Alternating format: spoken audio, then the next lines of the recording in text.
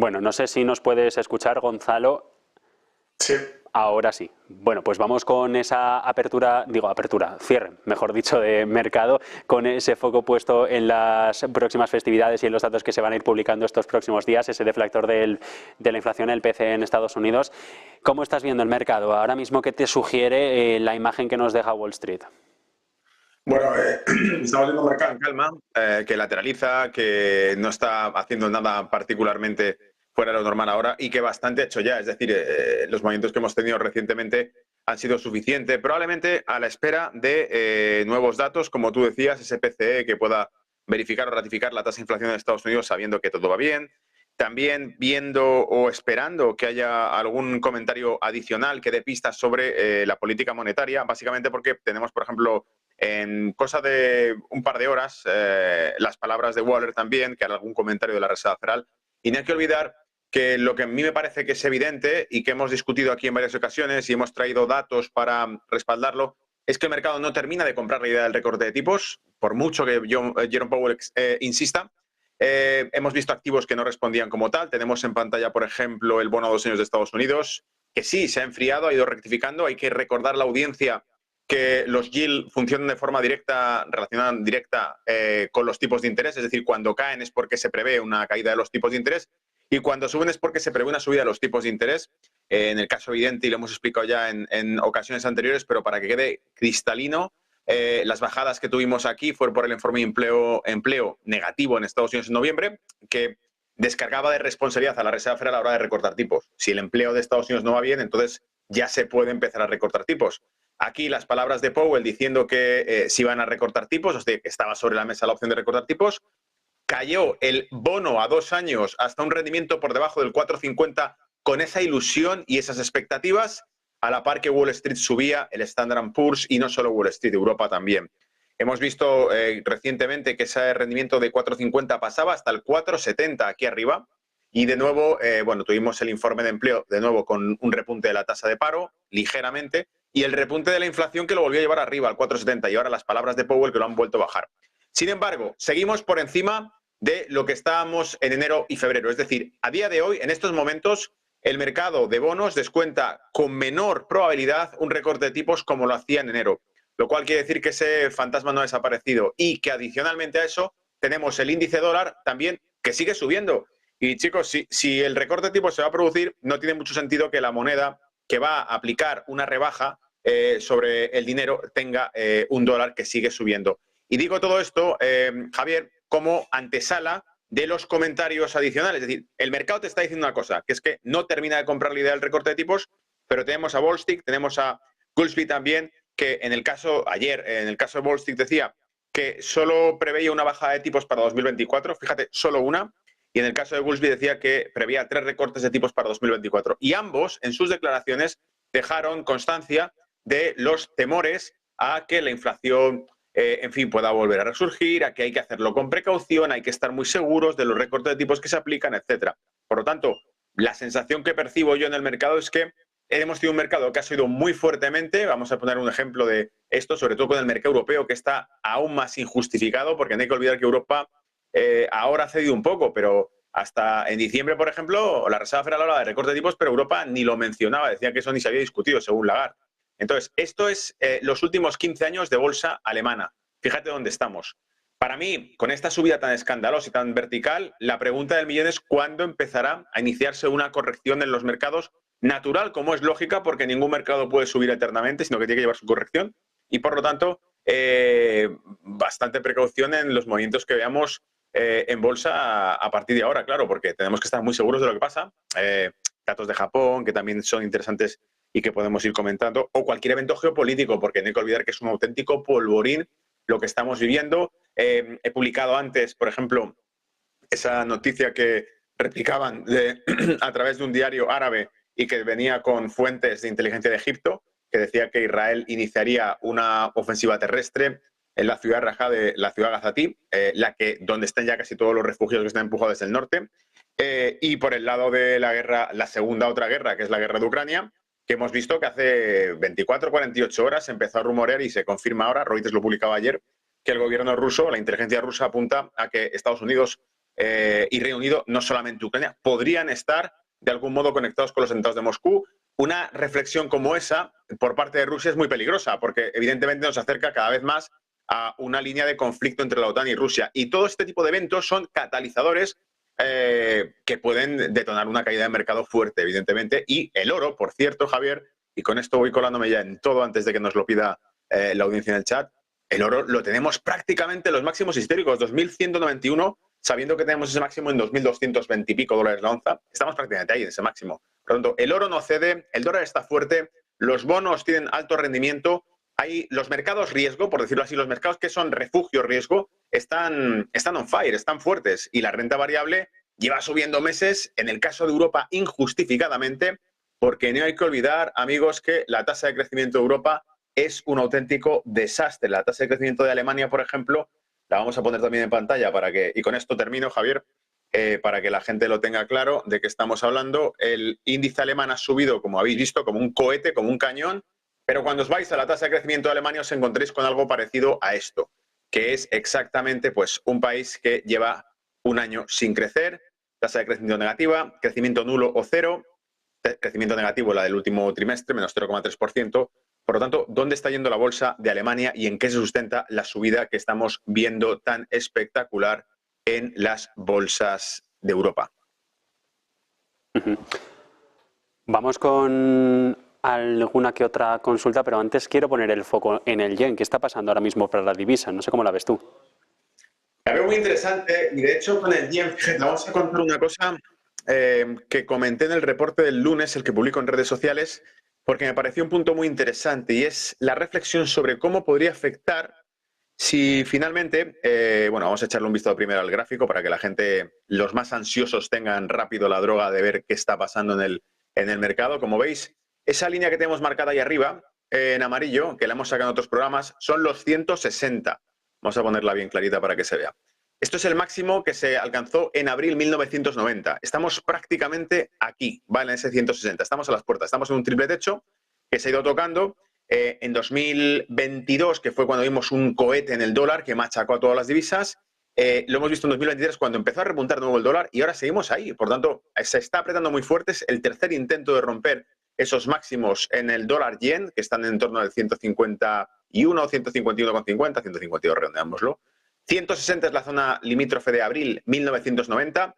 Y ahora bien, la parte del millón. Lo primero, la semana pasada el Banco de Japón anunció una subida de tipos, pero al mismo tiempo Ueda dijo que seguirán comprando bonos al mismo ritmo. Por lo tanto, como dijimos, el mercado de bonos de Japón se quedaba inerte y de hecho la reacción del yen fue caer frente al dólar, no subir. Suben los tipos, en teoría, restringen liquidez y el yen se vuelve más escaso y por lo tanto se fortalece. No ocurrió, ocurrió lo contrario. Y con los bonos lo mismo. Por lo tanto, la reacción que vimos del mercado cuando anunciaba el Banco de Japón una subida de tipos era la contraria que se esperaría de una subida de tipos. Pero aquí viene la píldora que mencionábamos en el reporte del lunes, ¿vale? Esa píldora es básicamente que si Japón realmente vimos el repunte de tasa de inflación al 2,8, el último que presentaron y el que han presentado hace poco, el del BOJ, que se ha presentado ayer, si no me equivoco, esta noche, salía al 2,4, 2,3, creo, y el de la tasa nacional de inflación, la Core Inflation National de Japón, de la semana pasada, era 2,8 repuntando sobre 2. Vamos a sacar también el dato por aquí para que la gente lo vea. Con esos datos, la película aquí consiste en que Japón podría empezar a continuar con la subida de tipos, incluso acelerarla. Veis aquí la caída que tenía y de repente repunta al 2,8. O sea que la inflación no ha desaparecido por completo. Viene además alimentada por cuestiones de coste laboral que le pasa a Estados Unidos, que le pasa también a Europa, que es el principal miedo de los banqueros centrales ahora. Pero en el caso de Japón, anunciado un muy platillo, que es el aumento salarial de Toyota de un 25% en los salarios que se copiará por el resto de la industria. Con ese contexto, Javier, si Japón continúa con la subida de tipos, puede que en algún momento haga más atractivo el bono japonés. Y con esto, el bono japonés que ha estado anestesiado al 0 y pico por ciento de rendimiento, mientras que Europa funcionaba al 2 y pico y Estados Unidos al 4 y pico, si el bono japonés resucita porque cambia por completo la política, Japón es un país, es la tercera economía más grande del mundo, va por delante de Alemania y es un país que ha sido tradicionalmente refugio en riesgo, el yen, al fin y al cabo. Por lo tanto, si los bonos japoneses se vuelven atractivos, ¿de dónde va a salir la inversión de renta fija que se va a ir al bono japonés?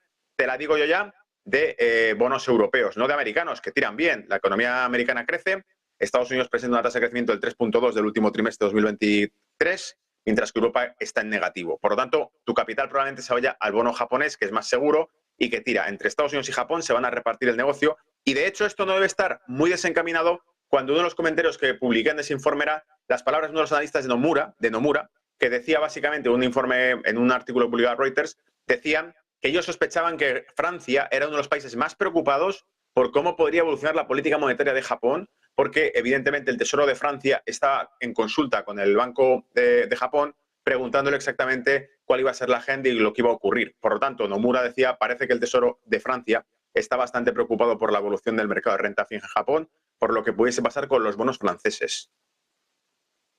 Más activos, Bitcoin ha sido uno de los protagonistas durante toda la semana. Ahora entramos en un periodo de impasse y quiero analizarlo justo antes de la Pascua. Ahora mismo, ¿cómo ves a este activo? La volatilidad y el gráfico habla por sí solo, pero sí que es verdad que los niveles de los 70.000 parece que los aguanta ya definitivamente. Sí, lo ha hecho muy bien. Bueno, lo que estamos viendo es que los gráficos cambian muchísimo cuando pasamos a perspectivas de largo plazo. Porque cuando estamos por ejemplo, en velas diarias o en velas intradiarias, vemos que ataca los 70.000, los rompe, se acerca a 72.000, vuelve a perderlos. Aquí parece que forma una figura bajista. Si lo pasamos a semanal, tendría todo el sentido del mundo que el Bitcoin se enfríe un poco. Fíjate, si bajase, por ejemplo, hacia esta otra zona que tenemos aquí, vamos a trazarlo un poco para que la gente vaya viendo cómo todo tiene su porqué. A ver si puedo reducir esto. No. Vale, bueno, aquí tenemos esta zona de resistencia y esta otra zona de resistencia. Por lo tanto, los 60.000 y los 70.000 son las barreras de Bitcoin. Ha llegado a 70.000. No solamente ha llegado, los ha pasado, pero fíjate cómo las mechas, los cierres de vela semanal, se quedan por debajo de 70.000. Por lo tanto, una corrección en Bitcoin sería completamente natural. El Bitcoin lo ha hecho genial. Tú fíjate la evolución de 2023, súper limpia. Una tendencia alcista, canalizada, perfecta, con sus respectivas correcciones, seguridad, bastante sólido. Aquí la subida es muy vertical y probablemente, insisto, si trae corrección, no pasará absolutamente nada. El que tenga Bitcoin en cartera, al menos yo, si tuviese Bitcoin en cartera, que de hecho lo tengo, con la corrección lo pediría perfectamente como zonas de mayor compra, incluso de sobreponderar, cuando veo que cae hacia zona de 60.000, incluso un poco por debajo de 60.000, sencillamente porque, como veis, es una onda impulsiva con su respectiva corrección que podrá traerte y que no tendrá nada de particular. Boom, boom, y para continuar subiendo. No tiene nada de particular, podría ocurrir perfectamente y de hecho sería lo más natural. Vamos con valores concretos, porque las consultas nos hacen mirar al sector bancario. El Banco Sabadell, te dejo ya el valor sobre la mesa. Lo que nos piden es un análisis ahora en el entorno de tipos a corto plazo. ¿Cómo ves de cara a los próximos 2-3 meses que se vaya a comportar esta acción, que bien es verdad es de una entidad de menor tamaño aquí en España? Sí, bueno, pues de momento el gráfico lo que está estirando bastante bien, recupera dentro de toda la caída que lleva. El recorte de tipos lo que vendría a afectarle es sencillamente porque genera menos ingresos para la banca. En teoría, la respuesta que tiene el sector financiero con los recortes de tipos suele ser negativa, porque tienen que buscar fuentes de ingreso paralelas a esto. Vamos a echarle un vistazo. Como veis en gráfico, sí se le ven zonas en las que tiene que encontrar una forma de entrar en ciertos niveles de precio que son barrera. Por ejemplo, vamos a echarle un vistazo aquí. Pero como veis, en la zona de estos 1,10, 1,15 aproximadamente, es una barrera que ya ha superado, estamos en 1,44, por lo tanto ha pasado una primera línea de resistencia que tenía. Fijaos como cuando alcanzó esto el año pasado, por marzo, justo al llegar a esas zonas, hizo máximos en 1,26, hizo otro máximo en 1,3340 y a partir de ahí se volvió a caer. Ha vuelto a superarlos, ha vuelto a entrar en este rango, vamos a ver si lo consolida. Vamos a bajar a velas semanales a partir de aquí para que la gente pueda verlo un poco más de cerca. Fijaos, la tendencia que trae en el largo plazo es bastante positiva. Y por lo tanto, no tiene por qué tener mal resultado. Si el sector financiero tira, pues vamos a ir viendo cómo va. Pero hacia 1,70 aproximadamente, ten en cuenta que esta zona de pivot del precio cumplirá la mitad del rango, este rango que ha durado durante bastante tiempo. Estamos hablando de 2012 a 2016, pierde el rango en 2018, pero mientras tanto, de 12 a 18, 6 años en los que ha estado entre los 2,35, 2,40 y entre ese 1,15, 1,05 que hablábamos. Por lo tanto, igual, objetivos que consiga llegar durante el año a 1,65, por ejemplo, 1,70, pero con la precaución, insisto, en que estamos viendo que toda esta recuperación que va haciendo, la va haciendo en un mercado alcista en términos generales. Y en un mercado que además ha tenido mucha facilidad por parte de bancos centrales. No nos olvidemos que la banca regional estadounidense se puso al rojo vivo en primavera y se la amnistió, se la rescató, se le compraron los bonos al precio que los pedía y se le inyectó dinero y nuevas ventanas de liquidez durante una política en teoría restrictiva. O sea que imagínate lo que no harían ahora que están hablando de bajar los tipos con la banca. Pero mucha precaución porque es sector financiero y es el más delicado y sensible a la política monetaria que se establezca y por lo tanto si hay un cambio en el guión puede afectar altamente al sector financiero. De momento la evolución es buena. Vamos con otros valores. Tesla. Ha sido una pregunta recurrente durante los últimos consultorios y ahora la acción parece que está en un momento en el que interesa más que nunca. Ahora mismo la tenemos ahí en pantalla. Desde el punto de vista técnico, las marcas ya están hechas. No sé si hay alguna actualización. Sí, bueno, lo que estamos viendo es que, fíjate, rebota muy bien en lo que dejamos hecho. En las sesiones anteriores del cierre de Wall Street pusimos esta zona tendencial que estaba muy bien tocada y hemos visto que efectivamente ha sido soporte porque la semana que perdió esa línea de soporte la volvió a recuperar. Por lo tanto, parece que rebotan justo en torno a esa línea. Lo que hay que vigilar es, evidentemente, que incluso si sube, tiene una barrera un poco complicada y es que esta zona, los $200 la acción, tienen la media de 200 de techo, tienen la zona de resistencias de techo y tienen evidentemente, bueno, el canal que podría ser positivo, podría canalizar, pero la media de 55 también tiene pendiente bajista. La de 200 está aplanada y ha perdido un soporte fundamental que son los 200, 195, $200, por lo tanto, delicado. Otros títulos, y en este caso Marriott, sobre el sector turístico. Ahí, Javier, mientras saco Marriott, Sí. de esta semana hay 2, 4, 5 compañías de alta capitalización de Estados Unidos que he apartado sencillamente porque he hecho un vistazo antes del programa por si la audiencia, si nuestros amigos en el chat sobre todo quieren echar un vistazo a compañías que estén calientes o que tengan resultados esta semana, pues he hecho un vistazo a varias ya. Vamos con esta rápido si te parece y nos quedan 2 minutillos, o sea que con un par de valores que tengas seleccionados. Bueno, Marriott super alcista, o sea que poco hay que decir de esto. Es increíblemente alcista la compañía, el que le interese, ya sabéis que a mí no me gusta comprar en compañías que están con un movimiento tan elevado porque evidentemente llegas tarde a la fiesta. Lo mejor sería comprar en zonas correctivas, por ejemplo, esos $210, $205, la acción sería una zona de soporte increíble, muy buena, donde podría entrarle. Mientras tanto, sigue subiendo, por lo tanto, si quieres tenerla en cartera, pues qué problema tiene. Sube y funciona muy bien la compañía. Y fíjate que además viene desde 2020, cuando todo el tema de la pandemia se termina, todo el sector turístico se refortalece porque evidentemente se ha quedado en hibernación durante ese periodo. Dos de los valores seleccionados y vamos cerrando. De hecho, pues mira, uno de los que destacaba era este, que era Cintas Corporation, súper alcista también, como podéis ver, los resultados esta semana. Otro de los que he visto era este otro, que es de HealthTech, de compañía del sector sanitario tecnológico, muy bajo, que alguno dirá, ¿por qué sacas este valor, no?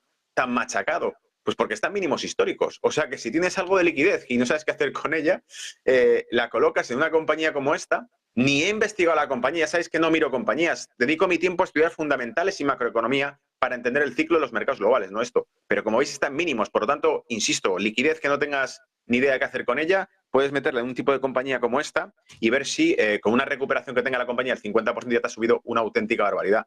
Y la última que teníamos era Sinex Corporation, que la tenemos aquí, distribuidora de elementos electrónicos, fase lateral, pero fíjate la subida que ha tenido con la presentación de resultados, también muy bonita, muy bonita.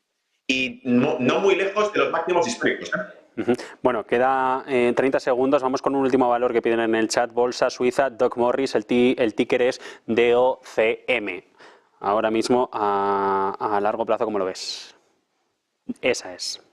Vale, recuperando pero con la media de 200 por delante. Fíjate cómo tiene toda esta zona, que le sirve de tapón y que evidentemente le puede poner ciertos problemas a la hora de continuar la subida que tiene. No tengo ni idea de qué sector pertenece, pero como ves, fíjate, toda esta zona de rango que ha servido como soporte y resistencia previa, cuando llega aquí también, 2022 vemos que sirve de soporte, rebote y lo acaba perdiendo. Al llegar a esa zona en febrero, le sirve de tapón, sigue. El primer reto que tendría la compañía es superar los 100 francos suizos, imagino que cotizará, 100 francos suizos por título, y el siguiente objetivo sería en torno a 115, con la media de 200 cerca, así que precaución porque esta compañía lo puede tener complicado para la subida. Pharma, por dejar todo ese vistazo dado. Gonzalo Cañete, un placer y buena Pascua. A vosotros, Javier, igualmente. Buen descanso. Nosotros vamos a enfilar el cierre del mercado norteamericano. Le quedan apenas 3 minutos de negociación a la renta variable de Estados Unidos y la situación es